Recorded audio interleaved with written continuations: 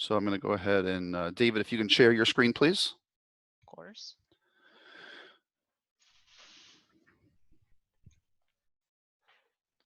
And anything you want to tell us that you did, feel free.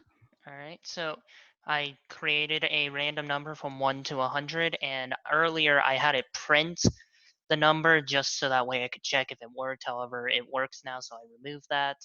I then prompt them the question, and I decided to keep track of how many guesses they have because I thought that was the objective of the game. And I will tell them that at the end of the loop. But inside it, I have while is correct is false, basically in a loop. I have them enter their guess, and if it's exact, it will turn to true and end the loop. And if not, it will say too low or too high, and then add 1 to the number of guesses.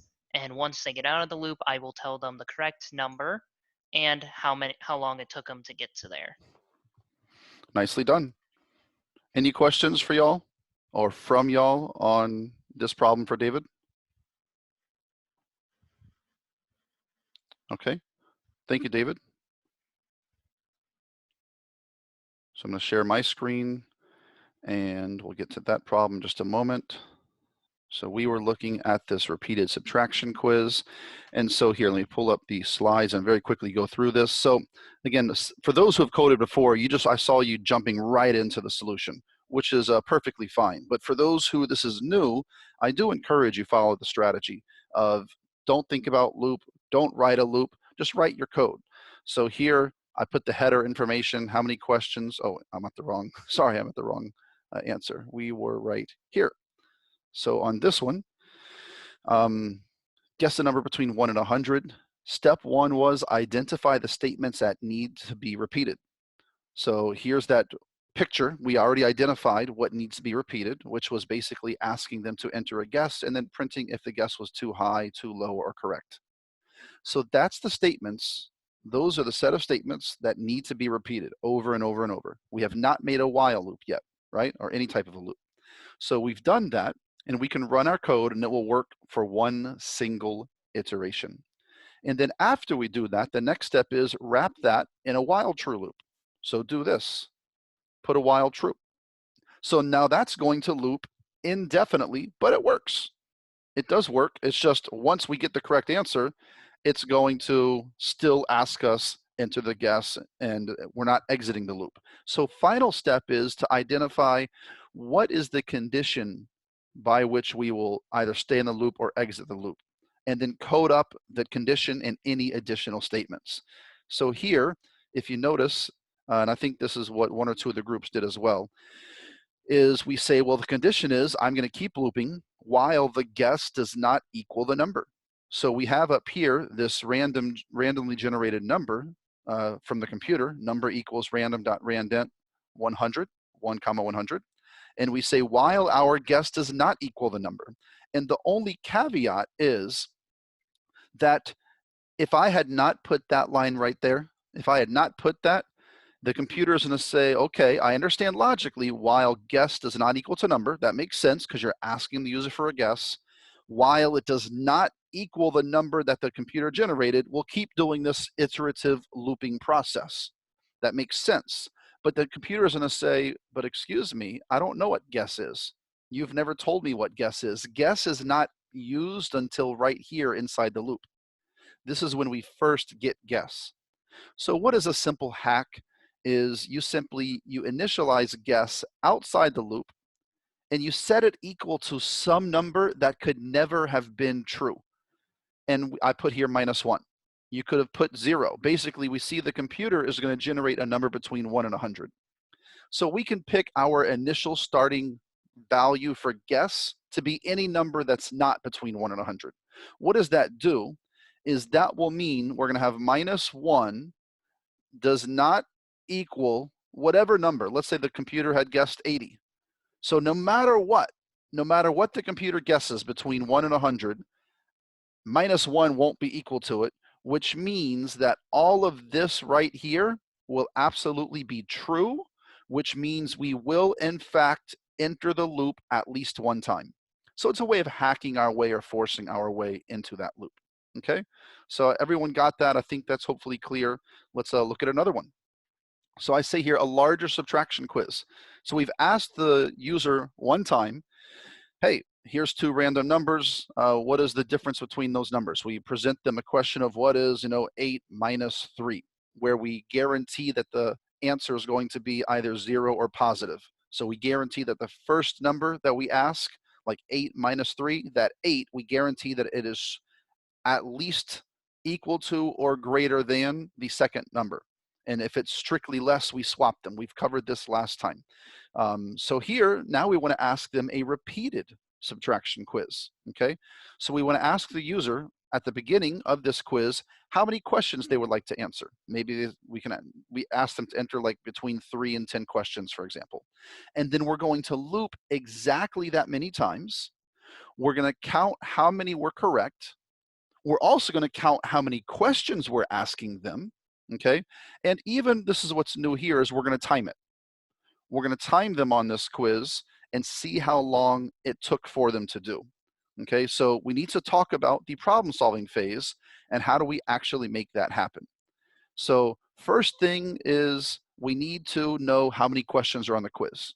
So we have a variable, num questions. We're going to ask the user, how many questions would you like to answer?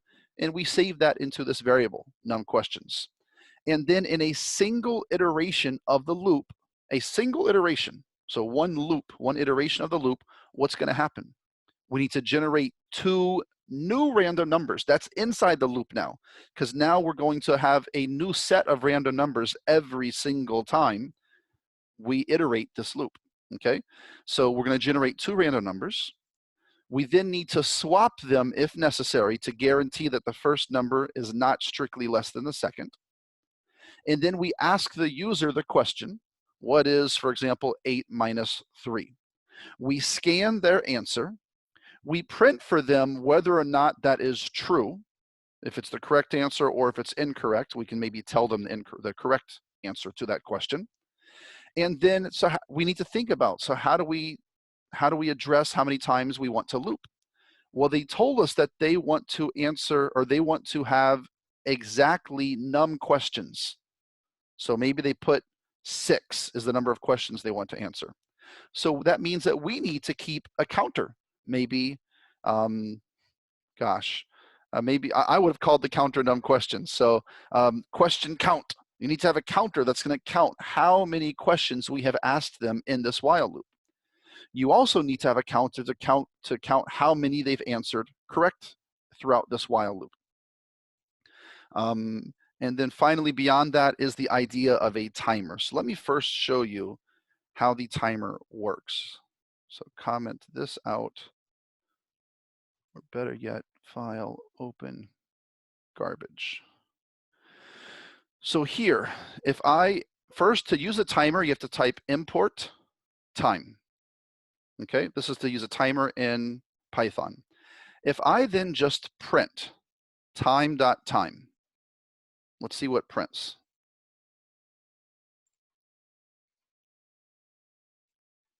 Again, I print time.time. I get this big number. Let's run it again. I get this other number. I want you to see what's changing. So you know what? I'm going to actually, I'm going to save. I'm going to type X, here, get the time and save into a variable X. So X equals time.time, okay? And then I'm going to just print X, because I want you to understand what this is. So X has this number in it. So let's actually cast X to an integer now, okay? So I'm going to cast X to an integer by just putting int. And so what's that going to do is it's going to erase all of this stuff. But you know what? Let me put this here and print X again. So I'm going to run this.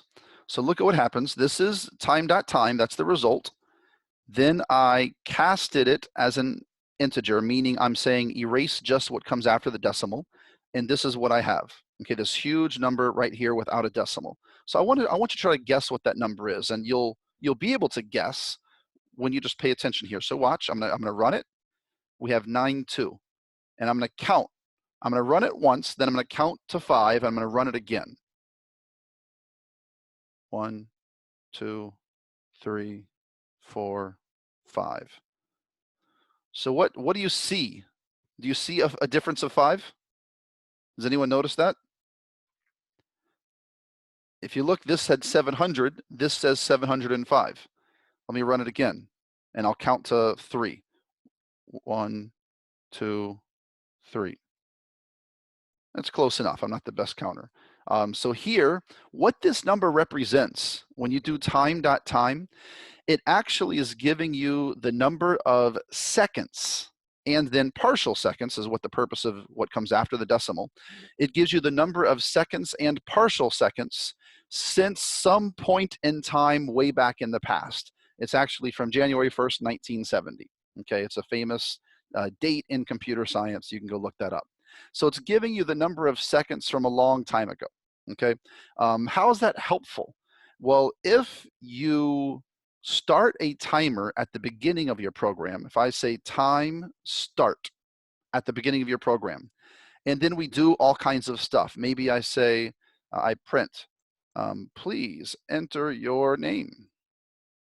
Okay, and then we have to get the name from the user, name equals input, and then finally we print, nice to meet you, name. Okay, not the most sophisticated program, but I'm asking the user to enter their name. I then on line 6, I have to wait for the user to scan their name, which takes a few seconds, which is why I did this intentionally, because when you use input, we're waiting for the user, which slows the program down. I then print nice to meet you, and I print their name. And then finally, so that's the extent of the program. So now I want to stop the timer to see how long this program took. So I can say time end equals time.time. So this time right here, time end, it will be greater than time start. I hope that's clear, because this time right here was the number of seconds from a long time ago in the past. Every time we call time.time, it gives us the exact time in seconds right now from some time in the past. So I hope it's clear that on line 3, whatever number of seconds I get from that time in the past, line 10 will be even more seconds, right? It'll be even more seconds. So just for kicks, if I were to print now, print time start, and then print time end, and then finally I can say your program, or I can say the program took this many colon 0.1f. You've seen formatted printing. This many seconds to run. Dot format time end minus time start. And I'll talk about that in just one second. So let's run this and look at it. Please enter your name. I'm intentionally waiting a few seconds. And finally, I will say my name is Bob, or how about I say Rebecca? Intentionally, I'm still waiting. I haven't hit enter yet. It's probably been about maybe 12 to 15 seconds. So I hit enter. So the output is nice to meet you, Rebecca. And here we printed the start time, and we also printed the end time. Now, if you look at those two numbers, focus here on just a couple of digits to the left of the decimal. So here we have 21, and here we have 3. So the end time is the last 2 digits were 21 to the left of the decimal, and the start time, it was 3. So basically there's a difference of 21 minus 3, that's around 18 seconds. And so what we did is we took that difference. We said take the ending time and subtract from that the starting time, and that will be the total time we took on this program. And we printed the program took 18.6 seconds to run. So with that in mind, I'd like to end today by having y'all solve this one final problem, which is, let me put this up, bear with me. I'm going to share this with you in the chat. I don't see the chat. Let me hit stop share. That's very strange. Here's the chat. So again, please go to the chat window and double click the problem that I'm going to share right now, which is repeated, nope, subtraction quiz. Here we go. So please double click the file that was just sent and open it on your screen and leave it open on your screen. So double click it. And it takes for some reason, at least on my machine, when I double click it from the group chat, it takes a good 5 seconds to open. And I have a fast machine. So I don't know if that's a problem with Zoom. And in case for some reason any of your machines is unable to do that, I think one of you mentioned it's not showing you. I'll share my screen just so you can once again take a picture. So this is 2 sample runs of the exact program that I want you to do. So we have the subtraction quiz. And we first ask, how many questions would you like to answer between 5 and 20? We scan that number from the user. So on both of these examples, the user said that they want to answer 5 questions. So then we ask them question, and notice even the fact that it says question 1, 2, 3, 4, 5. So we're using our counter variable when we're printing the question number, okay? So question 1, we randomly generate 2 numbers and we ask them what is the answer, and we tell them correct or incorrect. Question 2, 3, 4, 5, we do all of that. Each time we're counting the number of correct answers, okay? And then finally, once we have finished that while loop and we've asked 5 questions, we then need to print the results of this quiz. You answered 4 out of 5 questions correct. Time is, 13.4 or 5 point something seconds. So if y'all can, give me a thumbs up, please, in the participant window if you understand what's being asked of you. Not that you understand how to solve it, but you understand what's being asked of you. I'm just waiting a moment. I have 5 thumbs. Cool. I'm getting the majority thumbs, and I think everyone's just clicking slowly. Perfect. So let's go ahead and once again go to the breakout rooms. And one moment. Just want to check the rooms.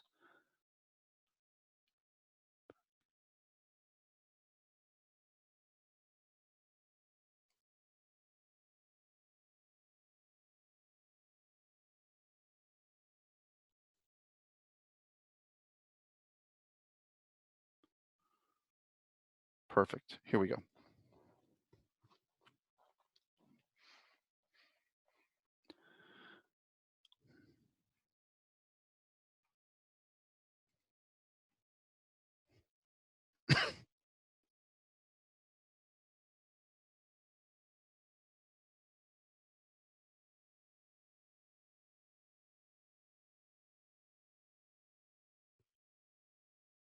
Did y'all get the request to join the rooms?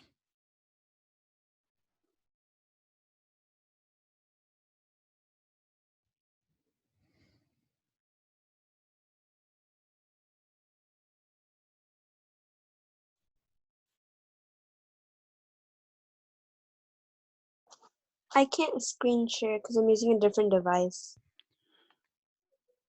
If anyone else will. Colson, can you try this? Okay. Sean, you shared in the last group, right?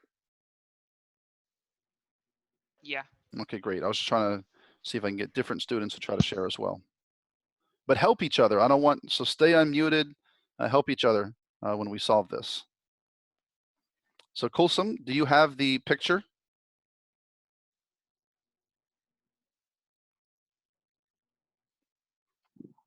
Am I sharing? Do you guys see the screen? Yeah, we do see the Yeah. screen, but do you have the picture? Yeah. Okay. So Kulsum, let me encourage you. Hit stop share, Kulsum. I don't know, my tab's all okay. Are you using a tablet? No, I'm on my laptop. Okay. So watch, I'll hit stop sharing. Okay, so I'm stopping your share. Okay. Look on your laptop where it says share screen. Do you see that button, share screen? Yeah. Okay, click it just one time, and it opens up a window which allows you to share a variety of things. You can share many different programs that you have open, such as Thani or some other program. One of the options for you to share is your actual entire screen, which is in the upper left. It says screen. Do you see that? Mm-hmm. So if you actually click that one, and then hit share. The value of that is that we can see Thani and the picture that you had opened. Okay. Perfect. Yeah, and that's okay. So now we're seeing your Slack. So if you can go to your Thani. Yep. And where's that picture that you had opened that I sent to y'all?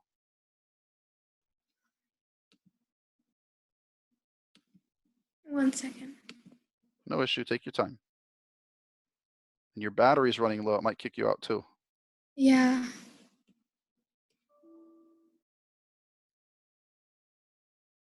And that was it.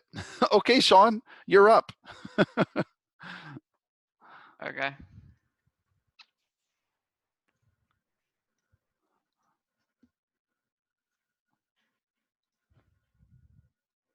Yeah, I just want to be able to have the picture at the same time.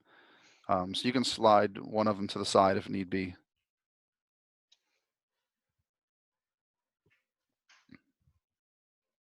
Cool, go ahead and you can keep on knocking this out.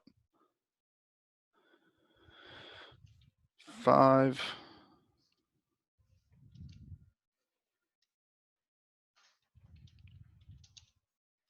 Yep, and so now on lines after line 9 is where you want to go ahead and just tell them, yeah, you can get rid of that colon right there. Yeah, so after line 9, you want to compare their answer. Why don't you call it answer on line 9? Yeah, instead of question, call it user answer maybe.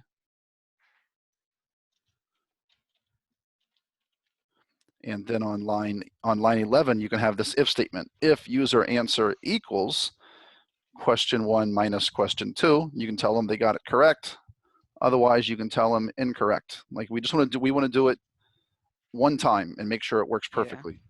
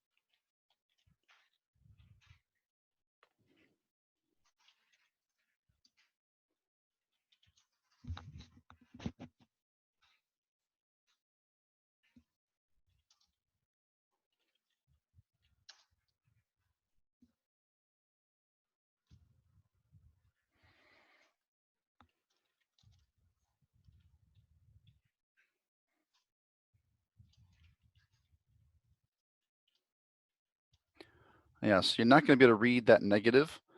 Oh, you did eval? Interesting. So why don't you do this? Swap question 1 and 2 if question 1 is less than question 2. So after line 7. Yep, just hit enter. Yeah, or if question 1 is less than question 2.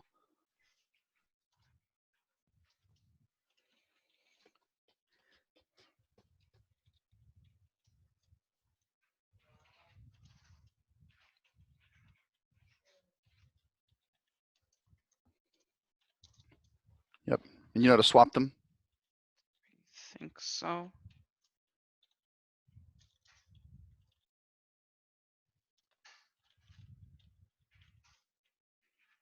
You actually put a comma between them. Say question 1, comma, question 2 equals.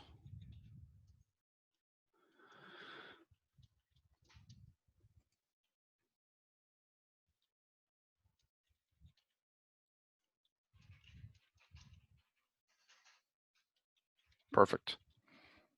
Okay, so run that.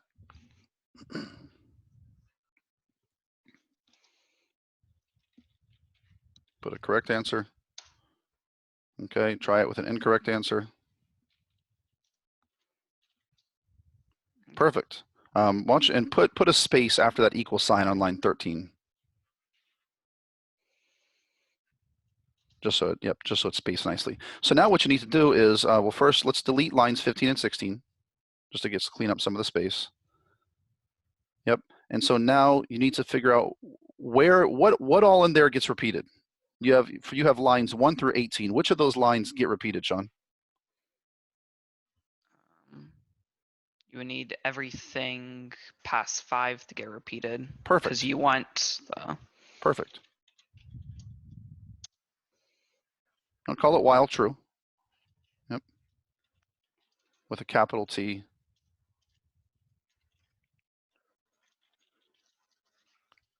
Colon, yep. And then tab everything else over inside. No, just highlight it all. You can just highlight everything together. Well, not now. Yeah, highlight from 11 down. Yep, just tab it. Just highlight, no, keep going. Yep, there you go. Just hit tab now. Perfect. So now that's going to run multiple times, and now you have to think about the counters, the num correct, the time, all that other stuff, but you are definitely on the right track. Correct number of questions now.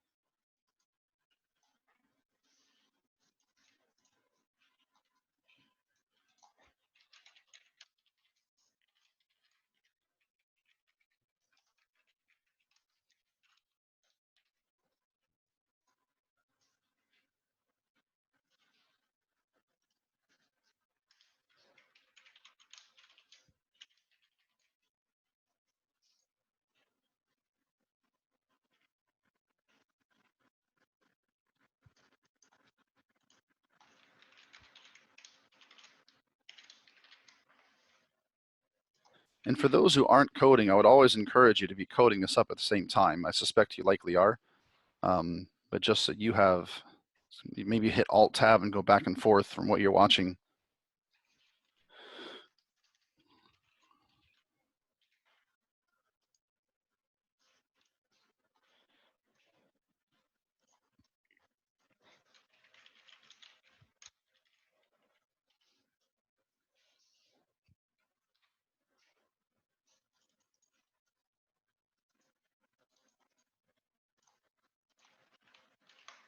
So that's the number of questions, and that's, oh, correct. I have to add the current question.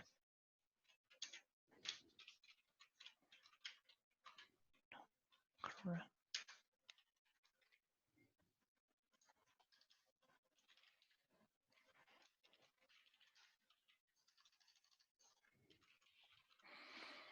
And so in fact, it's not a big deal, but you could take the current question, since it's going to happen regardless, and you can put that out in the while loop, but outside the if and else. So after the if and else. So on line 26, you can just tab it back one. So on line 26, click before current question and hit back. Yep, and then delete line 22. So regardless of the answer being correct or not correct, so you can delete line 22. Does that make sense?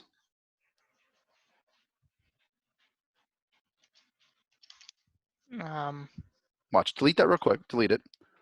Regardless of the answer being correct or not correct, you're going to go to the next question, right? Oh yeah, that's true. Yeah. I see now. So- In my head, I was like, wait, that's still in the else. I don't understand. Then I was, No. oh, it's not. So watch, hit enter twice though. Now right where you're at, hit enter twice. There you go. Now go up one and just put a comment and say regardless, and I put a comment, regardless, go to the next question number, or like increment current question. Whatever you feel sounds better. All right. Yep. Yep. I'll be back. I'm gonna go check on the last group. All right. Thank you for that suggestion, by the way. You are most welcome.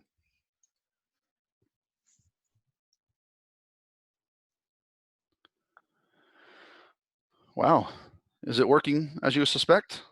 No, because we have count equal to 0, but then when we have it for like while the count is less than questions, it just goes on because count is equal to 0. So we were trying to figure out how to not have it do that. Wait, so it doesn't work, or what happens when you run it? Sorry. No, it works. It just goes on forever. Gotcha. So while count is less than or equal to num questions, I see you incrementing your count +1 regardless. So at some point it is going to be less than questions. It's going to be greater than questions. Can you run that real quick? Yep. Just put some garbage answers. You just keep hitting 1, 1, 1. We don't need to correct them. Okay. Yeah. Okay. Now you must have corrected something because I was thinking that looked correct.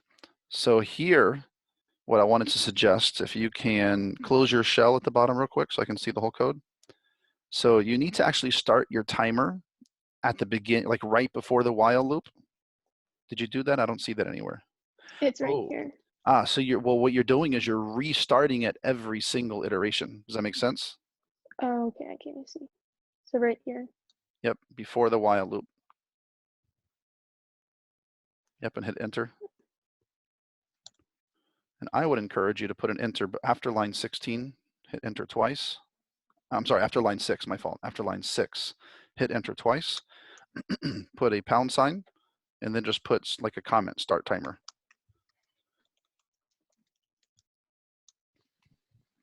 Yep. And you stopped the timer at the end of the while loop, which is nice. Cool. And then just maybe on your line 32 within that placeholder, the set of curly brackets, put :.1f inside the curly bracket. Okay, sorry. No issue.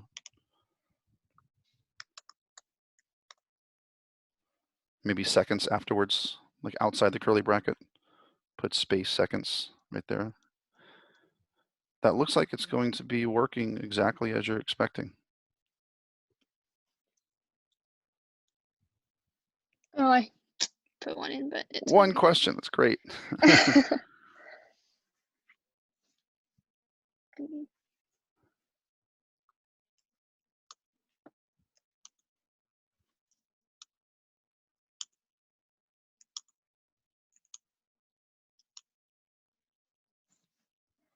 Nicely done.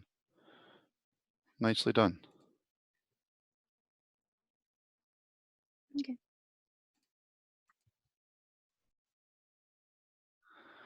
So y'all getting closer?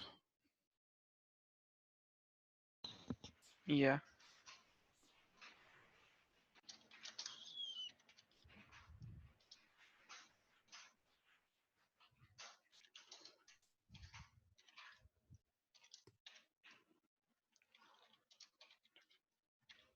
What are the two blinks there? What's your idea? So you have the X at the top. So it'll be X, comma, X2. So it tells you what your starting time was and then what your finishing time was. You could do that. It may not make too much sense to the user, but yeah, you're welcome to do that. You would normally want to just subtract the two and say your time taken is, and then just put only one placeholder. Yeah. You answered blink out of blink. You kept it correct? I see you are very, very close. Let me, I'm going to pull everyone back to the main room because I think, Sean, if you had about 5 more minutes, because you're clearly on the correct track and you will get this fully finished with just a few more minutes. But I'm going to go back to the other main room real quick and see what we have.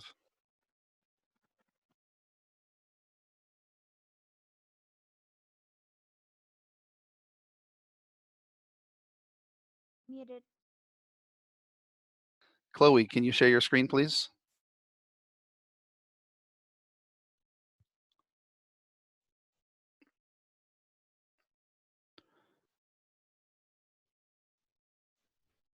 Okay, so this is what we are kind of looking for, where she has, can you explain to us your code? Whatever you feel is important to explain. So we made variables for the questions and then how many they got correct and then counting the number of questions that were asked. And then we started the timer. And then in the while, we had them do generate two numbers. And then if the first one was less than the second one, they flipped them.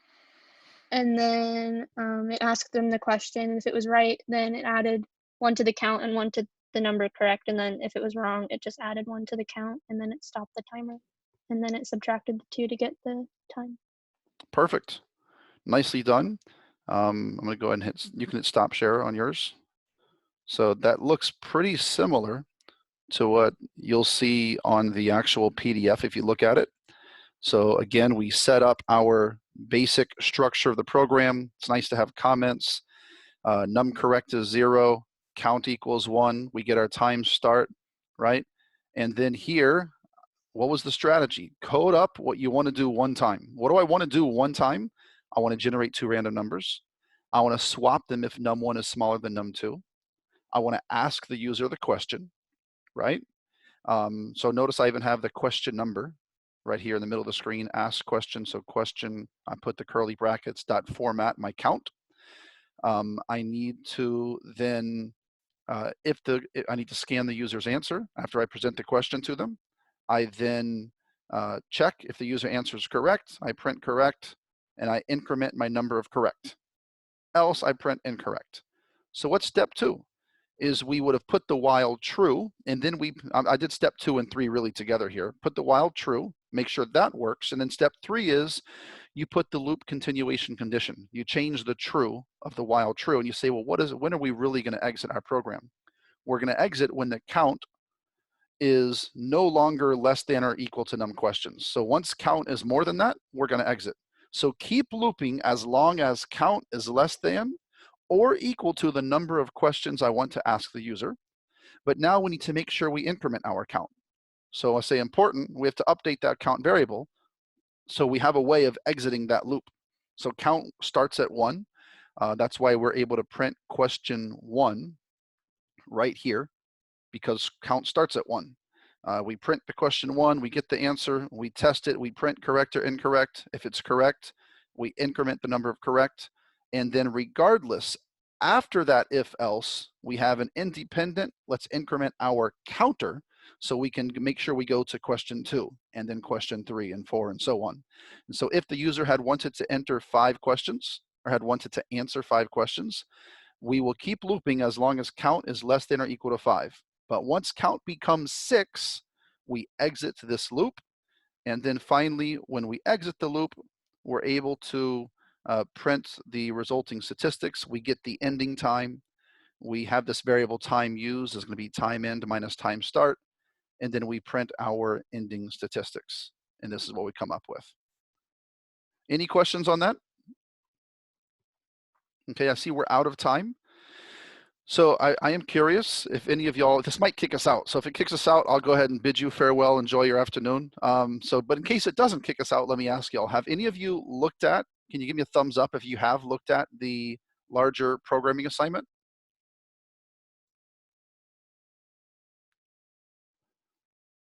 And I notice I only said look at. I didn't say do. I said look at. So Rebecca, I appreciate you. Rebecca looked at it. Rebecca, did you happen to actually do any of it or attempt at starting anything? Yes. Fantastic. Good for you. I would encourage y'all. That will be a nice challenging assignment for you if you want to invest the time of just doing more and becoming stronger. That'd be a great assignment for you. So I will also open up Replets today for some of these introductory loop problems using only while loops. We haven't covered 4 yet. Other than that, I bid you a good afternoon, and I will see you all on Tuesday. Take care.